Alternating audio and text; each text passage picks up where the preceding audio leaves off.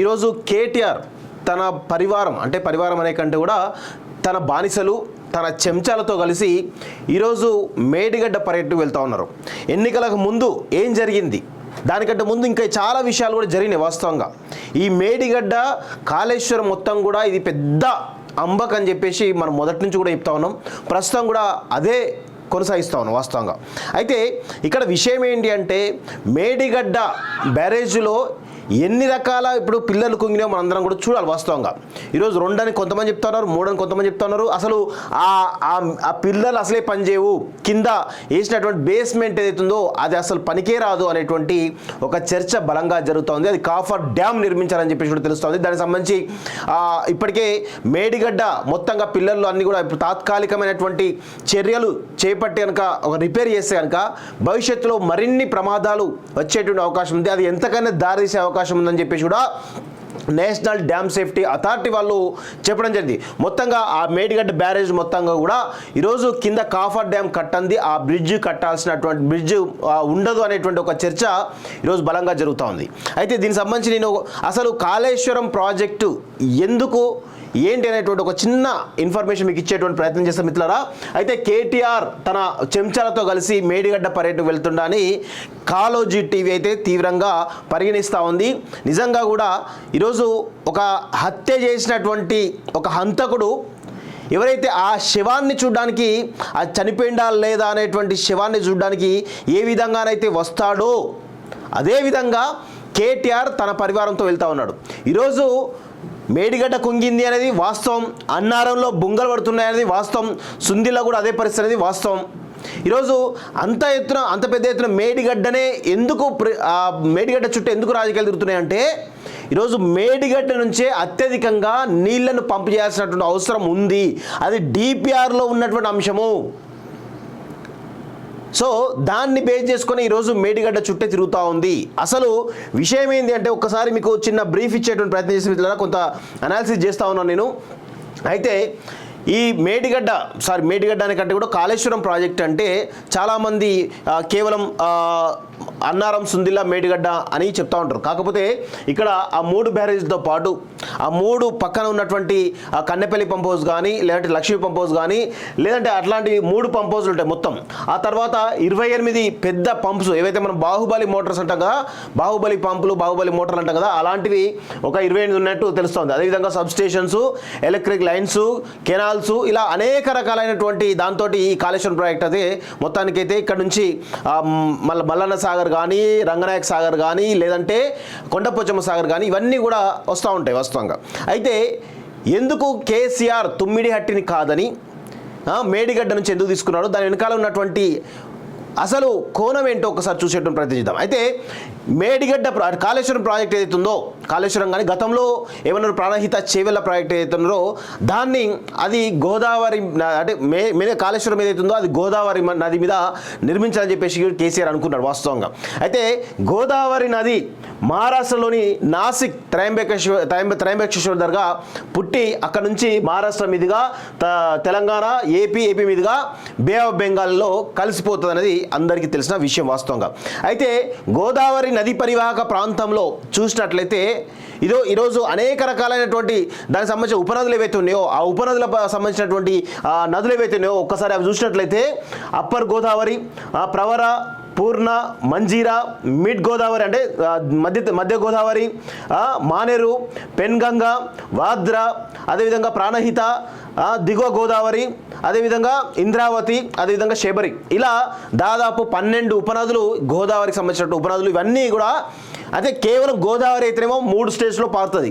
అదేవిధంగా ఈరోజు ఈ ఉపనదులన్నీ గోదావరి పరివాహక ప్రాంతాలు ఏవైతే ఉంటాయో అవన్నీ కలిపితే చూడండి మహారాష్ట్రలో, ఆంధ్రప్రదేశ్లో, తమిళనాడులో, కర్ణాటకలో, మధ్యప్రదేశ్లో, ఛత్తీస్గఢ్లో, ఒరిస్సాలో దాదాపు 1, 2, 3, 4, 5, 6, 7 స్టేట్స్లో ఈ గోదావరి పరివాహక ప్రాంతం ఉంటుంది అనేది మనందరం కూడా తెలుసుకోవాలి. దీనిలో ముఖ్యంగా ప్రాణహిత గురించి మనం మాట్లాడుకోవాలి. ఎందుకు మాట్లాడుకోవాలంటే గోదావరి పరివాహక ప్రాంతంలో మహారాష్ట్రలో ఇప్పటికే పెద్ద ప్రాజెక్టులు కట్టి మనకు నీటి లభ్యత అనేది గోదావరి నది పైన చాలా తక్కువ కాబట్టి గోదావరి ఉపనది ఏదైతే ఉందో ఈ ప్రాణహిత అనేది ఎక్కడ ఉంటుంది అంటే తుమ్మిడిహట్టి దగ్గర ఉంటుంది.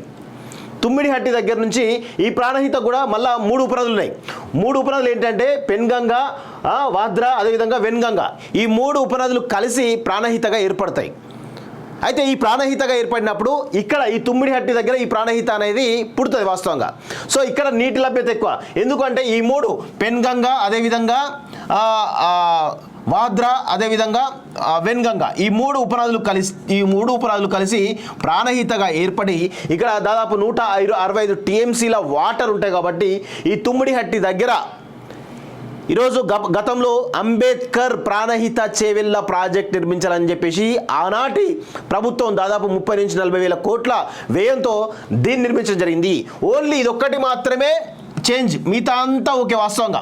ఎందుకు అంటే ఇది ఇక్కడ తీసుకొచ్చిండు. కాకపోతే ఇక్కడ నుంచి వాటర్ లిఫ్ట్ చేయాల్సింది ఎల్లంపల్లికి, అదే మేడిగడ్డ నుంచి లిఫ్ట్ చేయాల్సింది ఎల్లంపల్లికి. ఇక్కడ నుంచి మిగతా అంతా సేమ్ ఫంక్షనింగ్ ఉంటుంది వాస్తవంగా. కాళేశ్వరం ప్రాజెక్టులో కానీ ఇటు దీనిలో కానీ ఏది అంబేద్కర్ ప్రాణహిత చేవెళ్ళ ప్రాజెక్టులు కానీ ఎలాంటి మార్పులు ఉండవు. కేవలం తుమ్మిడిహట్టి నుంచి మేడిగడ్డకు తీసుకొస్తారు. మేడిగడ్డ నుంచి 3 లిఫ్ట్ల ద్వారా ఈరోజు ప్రాణహితకు నీళ్లు లిఫ్ట్ చేస్తారు. ఇది అసలు కదా, మిగతా అంతా కూడా సేమ్. కాకపోతే ప్రాణహిత తుమ్మిడిహట్టి నుంచి ఎల్లంపల్లికి రావడానికి ఈరోజు 30 నుంచి 40 వేల కోట్ల రూపాయలు అయితే, ఈ మేడిగడ్డ నుంచి ఎల్లంపల్లికి రావడానికి అయినటువంటి ఖర్చు దాదాపు 1,20,000 కోట్ల రూపాయలు అనేది ఈరోజు మనం చూస్తూ ఉన్నటువంటి విషయం. అయితే మరి తుమ్మిడిహట్టి నుంచి ఎంత వాటర్ లిఫ్ట్ అవుతూ ఉన్నాయి, అదేవిధంగా మేడిగడ్డ నుంచి ఎంత వాటర్ లిఫ్ట్ అవుతున్నాయి అనేది ఇక్కడ మనం ఒకసారి అర్థం చేసుకోవాలి. కేసీఆర్ ఎందుకు మరి 1,10,000 కోట్లతో పెట్టినప్పుడు, మేడిగడ్డ పెట్టినప్పుడు మరి తుమ్మిడిహట్టి కంటే ఎక్కువ నీళ్లు లిఫ్ట్ చేయాలి కదా, అది జరుగుతూ ఉందా అనేది ఒక్కసారి మనం చూడాలి వాస్తవంగా. ఇక్కడ ప్రాణహిత నది ఎక్కడైతే ఉందో తుమ్మిడిహట్టి దగ్గర 3 ఉపనదులు కలిసిన దగ్గర దాదాపు 165 టీఎంసీల వాటర్ లభ్యత ఉంది వాస్తవంగా.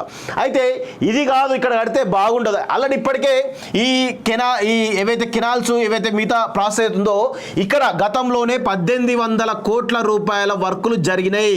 దాదాపు 30 to 40% వర్క్ జరిగి ఉంది వాస్తవంగా. దాన్ని పక్కన పెట్టి కేసీఆర్ తన హయాంలో ఈ యొక్క ఏదైతే తుమ్మిడిహట్టి నుంచి మేడిగడ్డకు తీసుకురావడం జరిగింది. అయితే డిపిఆర్లో ఏం చెప్తా ఉన్నారు, మేడిగడ్డ నుంచి ఎందుకు తీసుకొస్తా ఉన్నారు అని చెప్పేసి అంటా ఉంటే, ఈ ప్రాణహిత నుంచి వాటర్ ఇక్కడికి వస్తాయి. ఇక్కడికి వచ్చినప్పుడు ఈ వచ్చినటువంటి 120 టీఎంసీలు కాకుండా మధ్యలో కాలువలు అవి వస్తూ ఉంటాయి కదా, వాటితో పాటు ఇంకెక్కువ లభ్యత ఉంటుంది. అదేవిధంగా ఇక్కడ గోదావరి నుంచి వచ్చేటువంటి వాటర్ ఏవైతే ఉన్నాయో ఇక్కడ కూడా కలిసి మొత్తంగా 415 టీఎంసీల నీటి లభ్యత ఉండేటువంటి అవకాశం ఉంది అని చెప్పేసి మేడిగడ్డ నుంచి వాటర్ లిఫ్ట్ చేస్తా అని చెప్పేసి చెప్పడం జరిగింది. మరి 415 టీఎంసీలలో కేసీఆర్ ఈ 10 సంవత్సరాలు అంటే దాదాపు 5 సంవత్సరాలు వేసుకోండి, ఎక్కువ 5 సంవత్సరాలు వేసుకోండి, ఈ 5 సంవత్సరాల కాలంలో ఎంత టీఎంసీ లిఫ్ట్ చేసిండు అనేది ఇక్కడ ఒక్కసారి మనం చూడాలి. ఇక్కడ చాలా తక్కువ ఖర్చుతోటి తుమ్మిడిహట్టి కానీ ఎల్లంపల్లి కానీ ఈ రెండు, ఎందుకంటే తుమ్మిడిహట్టి నుంచి ఎల్లంపల్లికి రావాలి వాటరు, మేడిగడ్డ నుంచి ఎల్లంపల్లికి రావాలి వాటరు. అయితే ఇక్కడ తుమ్మిడిహట్టిను ఎల్లంపల్లి రెండు కూడా సముద్ర మట్టానికి 148 మీటర్ల ఎత్తులో ఉంటాయి. కాబట్టి దాదాపు అంటే కొంచెం ఎత్తు ఉంటుంది. కాబట్టి ఇక్కడ నుంచి వాటర్ లిఫ్ట్ చేయడానికి దాదాపు 23 మీటర్ల ఎత్తు మాత్రమే లిఫ్ట్ చేయడం జరుగుతూ ఉంది. అయితే ఇక్కడ మేడిగడ్డ అనేది దాదాపు 100 మీటర్లకు సంబంధించినటువంటి సముద్ర మట్టానికి ఎత్తు ఉంటుంది. కాబట్టి ఇక్కడ లిఫ్ట్ చేయాలంటే 123 మీటర్ల ఎత్తుతోటి లిఫ్ట్ చేయాలి. అందుకే 3 పంపోజులు కట్టింది కేసీఆర్. ఇక్కడ ఏం కట్టింది, ఇక్కడ మేడిగడ్డ నుంచి అన్నారం నుంచి సుందిల్ల నుంచి ఈరోజు ఎల్లంపల్లికి. సరే, ఇదంతా లిఫ్ట్ చేసిండు కదా, నిజంగానే పెట్టిండు లిఫ్ట్ చేసిండు అనుకుందాం కదా. మరి 415 టీఎంసీల వాటర్ లిఫ్ట్ అయినాయా అంటే అది కూడా లేదు. కేవలం ఇక్కడ నీటి లభ్యత డిపిఆర్లో చెప్తా ఉన్నదేమో 415 టీఎంసీలు. అయితే ఇక్కడ 282 టీఎంసీల లభ్యత మాత్రమే ఉంటుందని చెప్పేసి గతంలో అనేక రకాల సర్వేలలో మనకు తెలియదు వాస్తవంగా. అయితే ఇక్కడ 160 టీఎంసీ లభ్యత ఉంటే కేవలం అక్కడ మనకు తెలుస్తున్నటువంటి అంచనా ప్రకారం 195 టీఎంసీల వాటర్ లభ్యత మాత్రమే ఉన్నది. కేవలం 30 టీఎంసీల వాటర్ కోసము దాదాపు కేసీఆర్ ఖర్చు పెట్టినటువంటి ఎంత అంటే 80,000 కోట్ల రూపాయలు అదనంగా ఖర్చు పెట్టిండు. ఇది కేసీఆర్ చేసినట్టు మోసం. 40,000 కోట్ల నుంచి 40,000 కోట్లు అనుకుందాం, 40,000 కోట్ల నుంచి 120,000 కోట్ల రూపాయలు ఈరోజు కేసీఆర్ అంచనాలు మొత్తం కూడా చేంజ్ చేసేసి ఆ 80,000 కోట్ల రూపాయల పెద్ద ఎత్తున ఈరోజు అన్యాక్రాంతమైనట్టు మనకి తెలుస్తోంది. మరి నిజంగా కేసీఆర్ డిపిఆర్లు ఏం చెప్తా ఉన్నారు, కాళేశ్వరం డిపిఆర్లు ఏం చెప్తా ఉన్నారు, ఈ ప్రాణహిత వాటర్ కాకుండా చిన్న చిన్న వాగులు వంకలు కాకుండా గోదావరి నది నుంచి వచ్చేటువంటి వాటరు, అదేవిధంగా మానేరు నుంచి వచ్చేటువంటి వాటర్ ఏవైతే ఉన్నాయో ఇవన్నీ కూడా మేడిగడ్డ దగ్గర ఉండి 415 టీఎంసీల వాటర్ లభ్యత ఉంటుంది అని చెప్పేసి చెప్పడం జరిగింది. అయితే ఇక్కడ ఎల్లంపల్లి కానీ మానేరు కానీ ఇవన్నీ కూడా ఎక్కడ వస్తాయి, రివర్స్ పంపింగ్ జరుగుతూ ఉంటాయి. అంటే ఇక్కడ నుంచి ఎల్లంపల్లి నుంచి మళ్ళా మేడిగడ్డకు వచ్చి, మానేరు నుంచి మళ్ళీ మేడిగడ్డకు వచ్చి రివర్స్గా మళ్ళీ ఇదే నీటిని ఇవే 200 టీఎంసీలు 100 టీఎంసీల నీళ్లను మేడిగడ్డ నుంచి మళ్ళీ ఎత్తిపోసి మళ్ళీ ఎల్లంపల్లిలో వస్తారు. ఇప్పుడు చెప్పండి, కాళేశ్వరం అనేది ఎత్తిపోతుల పథకమా, తిప్పిపోతుల పథకమా? కేవలం ఇది కూడా కాదు, 30 టీఎంసీల కోసమే అని చెప్పేసి నేను చెప్తా ఉన్నాను. 30 టీఎంసీలు కాదు, కేవలం 17 టీఎంసీలు మాత్రమే అదనంగా లభించే ఈ ఎక్కడైతే తుమ్మిడిహట్టి నుంచి అదేవిధంగా మేడిగడ్డ దాకా ఏదైతే ఉందో చేంజ్ చేసిరో అదనంగా ఏమైనా వాటర్ వస్తున్నాయంటే కేవలం 17 టీఎంసీలు మాత్రమే వస్తున్నాయి. ఇది నేను చెప్తున్న మాట కాదు, ఇది రిటైర్డ్ ఇంజనీర్లు కానీ ఇరిగేషన్ ఎక్స్పర్ట్స్ కానీ చెప్తున్నటువంటి మాటని నేను చెప్తా ఉన్నాను. కేవలం 17 టీఎంసీల కోసము కేసీఆర్ అదనంగా ఖర్చు పెట్టింది 80,000 కోట్ల రూపాయల 80,000 కోట్ల రూపాయలు. ఇది కేసీఆర్ చేసినటువంటి మోసం. ఇదే చెప్తా ఉన్నాం మేము ప్రతిరోజు కూడా ఇదే చెప్తా ఉన్నాం. అరే ఇదంతా కూడా కేసీఆర్ తన ఖజానా కల్వకుంట్ల ఖజానా నింపుకోవడానికే ఇది చేస్తా ఉన్నాం అని చెప్పి చెప్తా ఉన్నాం. ఇక్కడ నుంచి ఎల్లంపల్లి నుంచి మానేరు నుంచి మల్లన్న సాగరు, రంగనాయక సాగరు, ఇక అన్నీ ఉంటాయి, చాలా ప్రాజెక్టులు ఉంటాయి వాస్తవంగా. ఇది తెలుసుకోవాల్సిన అంశం మనం వాస్తవంగా. ఇక చెప్పండి మిత్రులారా, కేటీఆర్ చేసేది దొంగ యాత్రనా, లంగ యాత్రనా, లఫంగ యాత్రనా మనం తెలుసుకోవాల్సిన అవసరం ఉంది. కేవలం ఈ తుమ్మిడిహట్టి నుంచి మేడిగడ్డకు ఎక్కువ లభ్యతఉన్న వాటర్ కేవలం 17 టీఎంసీలు మాత్రమే. 17 టీఎంసీలను గురించి ఈరోజు మేడిగడ్డ దగ్గర, అన్నారం దగ్గర, సుందిల్ దగ్గర భారీ పంప్ హౌజులు పెట్టి ఆ విద్యుత్ అవసరాలకే నెలకు 2,000 నుంచి 3,000 కోట్ల రూపాయలు, ఈరోజు సంవత్సరానికి 2,000 నుంచి 3,000 కోట్ల రూపాయలు అదనపు భారం పడేటువంటి అవకాశం కనబడుతూ ఉంది. ఈరోజు కేవలం ఈ మేడిగడ్డ దగ్గరే ప్రమాదం జరిగిందా అని అనుకోవచ్చు అందరూ. మేడిగడ్డ ఒకటే ప్రమాదం జరిగితే అయిపోతుంది అనుకుంటే ఈ 4 ఏళ్ళలో మేడిగడ్డ కాళేశ్వరం ప్రాజెక్టులో జరిగినటువంటి ప్రమాదాలు ఒక్కసారి మీ ముందు ప్రయత్నం చేస్తాం మిత్రులారా.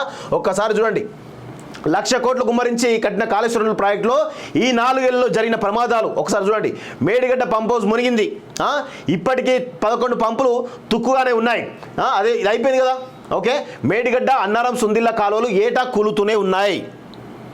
అదొకటి. అన్నారం పంప్ హౌస్ మునిగింది, ఏది కన్నేపల్లి పంప్ హౌస్.